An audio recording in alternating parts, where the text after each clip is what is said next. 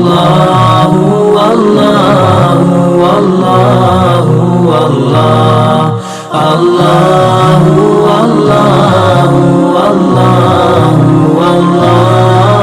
اللہ اللہ اللہ as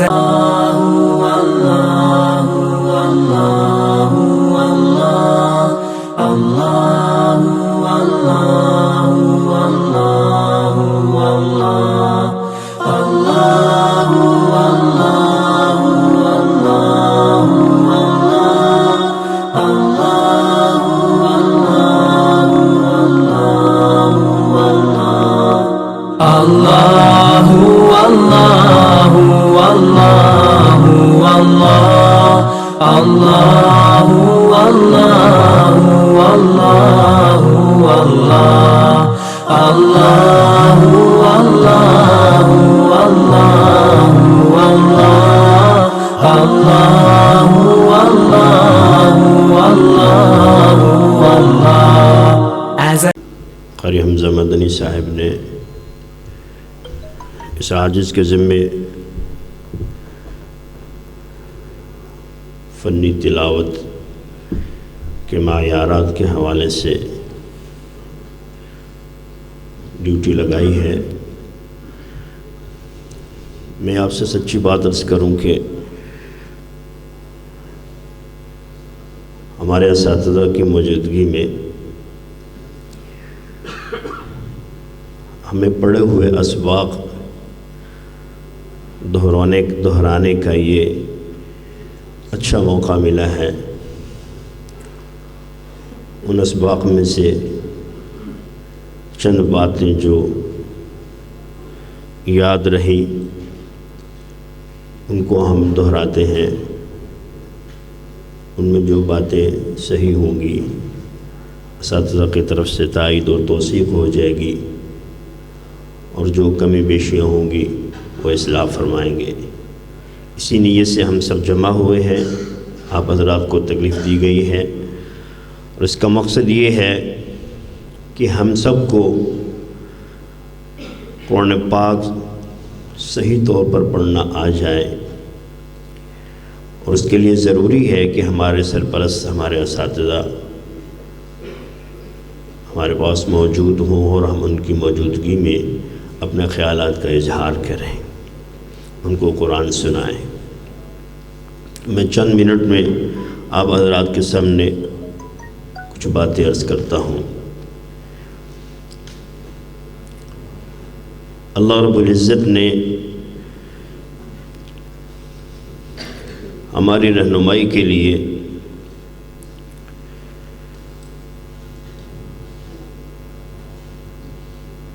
حضور صلی اللہ علیہ وسلم کے سینہ مبارک پر قرآن پاک کو نازل فرمایا، اور اس میں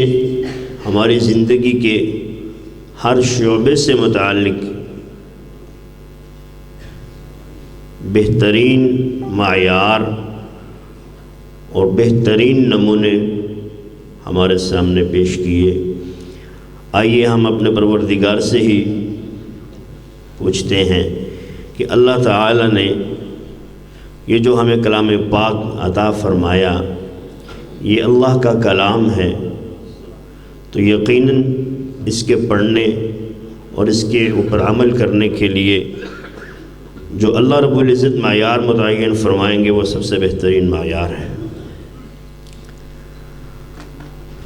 جہاں انسانی زندگی کے ہر پہلو کی سے متعلق قرآن پاک میں بہترین رہنمائی موجود ہے، وہاں قرآن پاک کی تلاوت، اس کے بارے میں بھی اللہ رب العزت نے بہترین رہنمائی فرمائی ہے۔ قرآن پاک میں ارشاد ہے، لَقَدْ كَانَ لَكُمْ فِي رَسُولِ اللَّهِ أُسْوَةٌ حَسَنَةٌ۔ ہمیں مخاطب کیا گیا ہے کہ تمہارے لیے رسول اللہ صلی اللہ علیہ وسلم کی زندگی مبارک جو ہے، اس میں ہر لحاظ سے بہترین نمونہ ہے۔ ہمیں زندگی کا جو بھی عمل کرنا ہو، عبادات سے متعلق ہو، ہمارے معاشرت سے متعلق ہو، معیشت سے متعلق ہو، سیاست سے متعلق ہو، اخلاقیات سے متعلق ہو، ہمیں بہترین نمونہ حضور علیہ الصلوۃ والسلام کی زندگی میں ملے گا۔ اب عبادات میں قرآن پاک کی تلاوت ایک اہم عبادت ہے، اور اس کو اللہ کا ذکر کہا گیا ہے۔ اس کے لیے جو بہترین نمونہ اور بہترین معیار ہے وہ اللہ رب العزت نے خود متعین فرمایا ہے۔ چنانچہ قرآن پاک میں سورہ مزمل میں اللہ تعالیٰ ارشاد فرماتے ہیں وَرَتِّلِ الْقُرْآنَ تَرْتِيلًا۔ حضور صلی اللہ علیہ وسلم کو ارشاد فرمایا کہ آپ قرآن پاک کو ترتیل کے ساتھ، خوب ترتیل کے ساتھ تلاوت فرمائیں۔ اس موضوع پر میں نے کچھ دن پہلے کچھ لکھا تھا، میں اسی کے حوالے سے آپ کے سامنے کچھ عرض کرتا ہوں۔ وَرَتِّلِ الْقُرْآنَ تَرْتِيلًا، یعنی قرآن مجید کو خوب ٹھہر ٹھہر کر اور اطمینان کے ساتھ پڑھو۔ سامعین محترم، یہ اسی صورت میں ممکن ہو سکتا ہے کہ قرآن مجید کو تجوید کے ساتھ پڑھا جائے۔ تفسیر بیضاوی میں وَرَتِّلِ الْقُرْآنَ تَرْتِيلًا کی تفسیر میں فرمایا گیا ہے وَجَوِّدِ الْقُرْآنَ تَجْوِيدًا، کہ قرآن پاک کو خوب تجوید کے ساتھ پڑھو۔ وَرَتَّلْنَاهُ تَرْتِيلًا، یعنی انزلناہ بالترتیل۔ علامہ بیضاوی رحمۃ اللہ علیہ نے یہاں پہ ان آیات سے مراد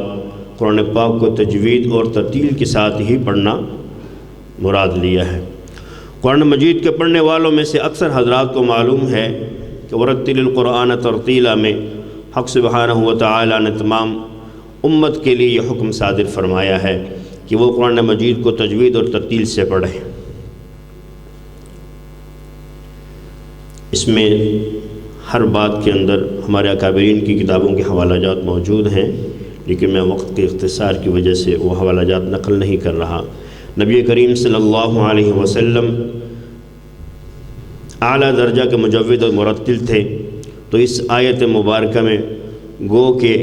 حکم حضور علیہ الصلوۃ والسلام کی ذات گرامی کو ہے، لیکن مراد اس سے در حقیقت پوری امت ہے، کہ امت کا ہر فرد اس بات کا پابند ہے کہ وہ قرآن پاک کو ترتیل کے ساتھ پڑھے، اور ترتیل کے معنی آپ نے سماعت فرما لی ہے کہ اس سے مراد تجوید ہی ہے۔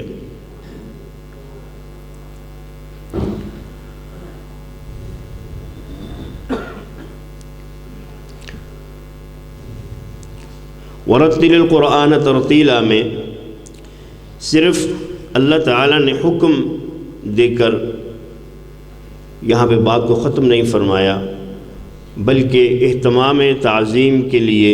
اور ترغیب فی الثواب کی غرض سے اس کے بعد یہ ترتیلہ کا جو لفظ ہے مفعول مطلق کہا جاتا ہے، یہ مصدر کو ذکر فرمایا ہے، اس کی تاکید فرمائی ہے تاکہ قرآن مجید کے تدبر اور اس کے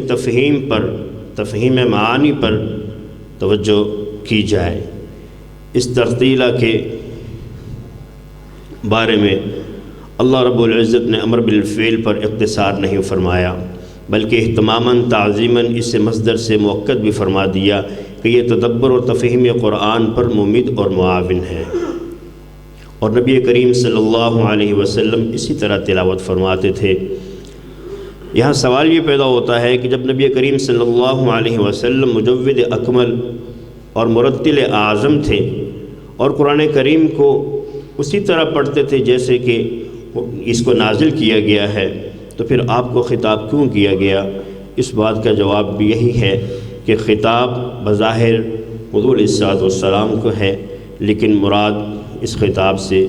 مخاطب جو ہے پوری امت ہے، امت کا ہر فرد ہے۔ ترتیل کی نسبت اللہ رب العزت نے اپنے رسول صلی اللہ علیہ وسلم کو حکم فرمایا کہ آپ بھی قرآن پاک کو ترتیل ہی سے پڑھا کریں، اور ان کو بھی یعنی صحابہ کرام کو بھی ترتیل ہی کے ساتھ پڑھنے کا حکم دیں۔ چنانچہ اللہ تعالی نے وَقُرْآنًا فَرَقْنَاهُ لِتَقْرَأَهُ عَلَى النَّاسِ اس آیت میں، اور فَإِذَا قَرَأْنَاهُ فَاتَّبِعْ قُرْآنَهُ میں، اور وَرَتَّلْنَاهُ تَرْتِيلًا میں ترتیل کی نسبت اپنی طرف کی ہے کہ ہم ترتیل کے ساتھ پڑھتے اور سناتے ہیں۔ ورتل القرآن ترتیلا، اور فاتبع قرآنہ میں نبی کریم صلی اللہ علیہ وسلم کو ترتیل کے ساتھ پڑھنے کا، اور لتقرأہ علی الناس علی مکث، اس میں لوگوں کو ترتیل کے ساتھ پڑھانے کا حکم دیا ہے۔ وقرآنا فرقناہ لتقرأہ علی الناس علی مکث ونزلناہ تنزیلا میں، اور یہ حکم ہے کہ قرآن کریم کو ہم نے متفرق طور پر صاف اور واضح انداز میں ترتیل کے ساتھ اتارا تاکہ آپ صلی اللہ علیہ وسلم اسے لوگوں کے سامنے ترتیل کے ساتھ پڑھ کر سنائیں، اور ہم نے اسے تھوڑا تھوڑا کر کے اتارا۔ اس آیت میں اللہ سبحانہ و تعالی نے اپنے بندوں کو قرآن کی عظمت کی طرف متوجہ کیا اور اس کی شان بیان کی۔ فرمایا کہ ہم نے اس کتاب کو بواسطہ جبریل علیہ السلام اپنے رسول صلی اللہ علیہ وسلم کو ترتیل کے ساتھ پڑھ کر سنایا، اور اسی کیفیت کے ساتھ ان کے سینہ مبارک میں جمع کیا، اور ان کو حکم دیا کہ آپ صلی اللہ علیہ وسلم بھی ان لوگوں کو یعنی صحابہ کرام رضوان اللہ علیہم اجمعین کے سامنے ترتیل ہی کے ساتھ پڑھیں۔ فرقناہ، را کی تخفیف کے ساتھ بمعنی بیناہ واوضحناہ وفصلناہ، یعنی صاف اور واضح انداز میں آیتوں اور سورتوں کی صورت میں تقسیم کر کے ترتیل کے ساتھ اتارا اور بواسطہ جبریل علیہ السلام پڑھ کر سنایا۔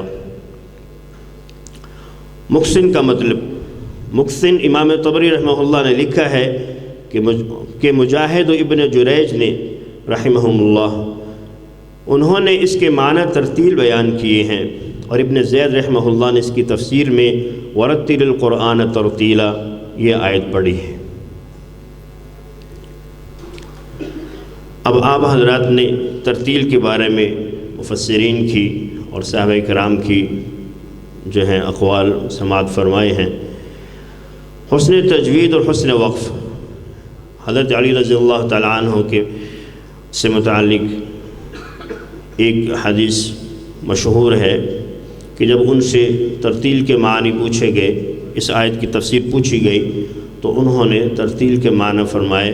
الترتیل هو تجوید الحروف و معرفت الوقوف، یہ ترتیل اس چیز کا نام ہے کہ قرآن پاک کو تجوید کے ساتھ ادا کیا جائے اور وقف کی جگہوں کو پہچانا جائے۔ دو چیزوں سے مل کر ترتیل مکمل ہوتی ہے، تجوید حروف اور وقف کے احکام، یہ دونوں چیزیں معلوم ہونی چاہیے۔ اور آپ کو معلوم ہے کہ تجوید کس چیز کا نام ہے، مخارج اور صفات کی پوری رعایت کی جائے، ہر حرف کو اس کے مخرج سے ادا کیا جائے اور صفات کے ساتھ ادا کیا جائے، صفات لازمہ اور عارضہ کر خیال رکھ کے اس کو پڑھا جائے، تو پھر تجوید مکمل ہوتی ہے۔ علامہ قرطبی رحمہ اللہ نے علی مکثن کے معنی ترسل فی التلاوت اور ترتیل لکھے ہیں، یعنی خوش آوازی سے حسن تجوید اور حسن وقف اور ابتدا کی رعایت کے ساتھ بلا تکلف پڑھا جائے۔ علامہ شوکانی رحمہ اللہ نے علی مکثن کے معنی ترسل و تمہل لکھے ہیں، اور یہ بھی ترتیل کے ہم معنی ہیں، یعنی ترسل بمعنی حسن تجوید اور تمہل بمعنی حسن وقف اور ابتدا۔ ان تمام دلائل سے یہ ثابت ہوا کہ اللہ تعالیٰ نے قرآن مجید نبی کریم صلی اللہ علیہ وسلم پر بواسطہ جبریل علیہ السلام ترتیل کے ساتھ نازل فرمایا، اور ترتیل ہی کے ساتھ پڑھنے پڑھانے کا وجوبی طور پر حکم فرمایا، جیسے کہ فرمایا ہے ورتل القرآن ترتیلا، اور اس بات پر پوری امت کا اتفاق ہے۔ ورتل القرآن ترتیلا کی تفصیل میں ابو جعفر النحاس رحمہ اللہ نے سند کے ساتھ حضرت ابن عباس رضی اللہ عنہ سے روایت کیا ہے کہ آپ صلی اللہ علیہ وسلم نے ورتل القرآن ترتیلا کی تفسیر بیناہ تبیینا سے فرمائی، یعنی بینہ تبیینا۔ النحاس رحمہ اللہ نے اس کی شرح یوں فرماتے ہیں کہ فمن التبیین تفصیل الحروف والوقف علی ما تم معناہ منہا، یعنی تبیین کہتے ہیں کہ حروف کو واضح طور پر صاف ادا کرنا، اور یہ بدون تجوید بغیر تجوید کے ممکن نہیں، اور وقف ایسے موقع پر کرنا، ایسی جگہ پر کرنا جہاں کلام کے معانی پورے ہو رہے ہوں۔ سیدنا علی المرتضیٰ رضی اللہ تعالیٰ عنہ کی حدیث میں نے آپ کے سامنے نقل کی ہے کہ ترتیل سے مراد حروف کو تجوید کے ساتھ ادا کرنا اور وقف کی جگہوں کو پہچاننا ہے، اور علامہ بیضاوی رحمہ اللہ کے قول بھی آپ کے سامنے میں نے نقل کر دیا ہے۔ حضرت شاہ عبد العزیز محدث دہلوی رحمہ اللہ نے ورتل القرآن ترتیلا کی تفسیر میں فرمایا ہے کہ لغت کی روح سے ترتیل کے معنی ہیں واضح اور صاف پڑھنا، اور شریعت میں 7 چیزوں کی رعایت رکھنے کا نام ترتیل ہے۔ ان میں سے 4 کا ذکر فرماتے ہیں۔ نمبر 1، ہر حرف کو اس کے مخرج سے اور اس کی صفات ہر حرف کو اس کے مخرج سے اس کی صفات لازمہ اور عارضہ کے ساتھ ادا کرنا کہ ہر حرف کی آواز دوسرے حرف سے بالکل جدا رہے، اور تا کی جگہ تا اور ضاد کی جگہ ضا ادا نہ ہو۔ نمبر 2، تینوں حرکات زبر زیر پیش کو اس طرح ادا کرنا کہ ایک کی جگہ دوسرے کا وہم نہ ہو۔ نمبر 3، وقوف یعنی دوران تلاوت وقف کرنے کی جگہوں اس کی رعایت کرنا تاکہ وصل اور قطع میں بے موقع ہو کر وصل اور قطع یعنی ملانا اور رکنا، ایک کلمے کو دوسرے کلمے سے جدا کرنا اور ایک کلمے کو دوسرے سے ملانا جو ہے، اس میں بے موقع وقف ہو کر کلام کے مطلب میں تبدیلی کا وہم نہ ہو جائے۔ نمبر 4، تشدید اور مد کا ان کے موقع پر پورا لحاظ رکھنا، کیونکہ ان دونوں یعنی تشدید اور مد کے ادا کرنے سے کلام الہی کی عظمت ظاہر ہوتی ہے اور تاثیر میں بھی مدد ملتی ہے۔ حضور صلی اللہ علیہ وسلم سے ورتل القرآن ترتیلا کے معنی دریافت کیے گئے تو فرمایا کہ قرآن کو خوب ظاہر یعنی صحیح کر کے پڑھو اور اس کو ردی کھجور کی طرح نہ پھینک دو، یعنی اس کی بے قدری نہ کرو اور اس کو اشعار کی طرح گھما کر نہ پڑھو۔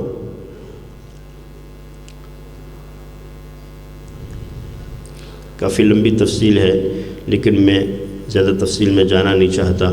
اپنے اساتذہ اور اہل علم حضرات کی موجودگی میں نے صرف اپنی اصلاح کے لیے یہ چند باتیں عرض کی ہیں۔ اخیر میں آپ ساتھیوں سے مخاطب ہوتا ہوں کہ اس موضوع پر یہ گفتگو کرنے کا مقصد یہ ہے کہ ہمارے اسٹیج پر پڑھنے والے جو قراء حضرات ہیں وہ اکثر سوال کرتے ہیں کہ ہم قرآن پاک کو اچھا پڑھنے کے لیے کوئی رہنمائی لینا چاہتے ہیں۔ تو میرے عزیز بھائیوں، میں آپ سے 2-4 لفظوں میں یہ بات عرض کر دوں کہ قرآن پاک کے تمام علوم ہم تک تواتر کے ساتھ پہنچے ہیں۔ قرآن پاک کا تواتر سب سے زیادہ مضبوط ہے۔ تواتر کی تعریف یہ کی جاتی ہے کہ ہر زمانے میں کسی کام کو کرنے والے لوگوں کی اتنی کثرت ہو کہ اس کثرت کو جھوٹ پر محمول نہ کیا جا سکے، ان کے اجتماع کو جھوٹ پر محمول نہ کیا جا سکے۔ اس بات پر امت کا اتفاق رہا ہے ہر دور میں کہ قرآن پاک کو ترتیل کے ساتھ پڑھنا واجب ہے، اور اس کے لیے حضور صلی اللہ علیہ وسلم کی زندگی اور آپ کی تلاوت ہمارے لیے نمونہ ہے۔ اور وہ تلاوت ہمیں کیسے معلوم ہوگا کہ وہ حضور علیہ الصلوۃ والسلام کیسے تلاوت فرماتے تھے؟ تو اس کا بہت آسان سا جواب ہے، اور ہم بڑے وثوق سے اور پورے یقین کے ساتھ اللہ کی قسم اٹھا کر کہہ سکتے ہیں کہ جو قرآن آج ہم پڑھتے ہیں اپنے اساتذہ سے، یہ وہی قرآن ہے جو حضور صلی اللہ علیہ وسلم کے سینہ مبارک پہ نازل ہوا، اور ہم اسی طرح سے پڑھتے ہیں جیسے حضور صلی اللہ علیہ وسلم کو حضرت جبریل علیہ السلام نے اللہ کے حکم سے پڑھایا، اللہ سے سیکھ کر پڑھایا، اور حضور علیہ السلام نے صحابہ کو پڑھایا۔ اس کے لیے ہمارے پاس ایک متواتر سند ہمارے اساتذہ کی شکل میں عملی سند بھی موجود ہے۔ تو بہترین مشورہ یہی ہے کہ ہمیں اپنے اساتذہ جو مستند اساتذہ ہیں اور اس زمانے کے چنے ہوئے اور منتخب لوگ ہیں، اللہ رب العزت نے ان کو جو فن اور علم میں عزتیں عطا فرمائی ہیں، ہمیں ان سے یہ علم سیکھنا چاہیے، ادا میں بھی انہی سے سیکھنا چاہیے اور معلومات میں بھی انہی سے سیکھنا چاہیے۔ بعض ساتھی اس مغالطہ میں پڑ جاتے ہیں کہ ترتیل قرآن جو ہے اس وقت تک مکمل نہیں ہو سکتی جب تک ہم کسی اچھی طرز میں قرآن نہ پڑھنا سیکھ لے، کسی اچھی لہجے میں قرآن پڑھنا نہ سیکھ لے۔ ایسی بات نہیں ہے۔ اگر آپ نے اپنے اساتذہ سے وہ ادا سیکھ لی جو نبی کریم صلی اللہ علیہ وسلم کی ادا تھی، اور صحابہ نے اسی طرح سیکھا، اور آگے اساتذہ نے ہم تک وہ پہنچایا، اور قرآن پاک کے معانی اور لغت سے اتنی واقفیت آپ حاصل کر لیں کہ آپ کو وقف کرنا معلوم ہو جائے کہ معانی کا لحاظ کرتے ہوئے ہمیں تلاوت کو کیسے لے کر چلنا ہے، کہاں پہ وقف کرنا ہے اور کہاں پہ وقف نہیں کرنا۔ یہ چیزیں اگر ہم نے اپنے اساتذہ سے سیکھ لیں تو آپ کی ترتیل مکمل ہو جائے گی۔ باقی آواز کی اور لہجات کی اور طرزوں کی کیا حیثیت ہے اور اس کا لحاظ کس حد تک رکھنا چاہیے، کون سے لہجے اور کون سی آوازیں مسنون ہیں، تواتر کے ساتھ چلتی آ رہی ہیں، اور اس کی تشریح میں علماء کے کیا کیا اقوال ہیں، یہ ایک علیحدہ موضوع ہے۔ اس پر بھی انشاءاللہ حضرات گفتگو فرمائیں گے۔ میں نے اپنا ٹوٹا پھوٹا یاد سبق تھا، میں نے وہ آپ کی خدمت میں اساتذہ کے سامنے سنایا ہے۔ جو بات اس میں صحیح ہے اللہ رب العزت اس پہ عمل کی توفیق عطا فرمائیں، اور جو خطا ہے وہ میری طرف سے ہے، اللہ تعالیٰ اس کی اصلاح کی توفیق نصیب فرمائیں۔ وآخر دعوانا الحمدللہ رب العالمین۔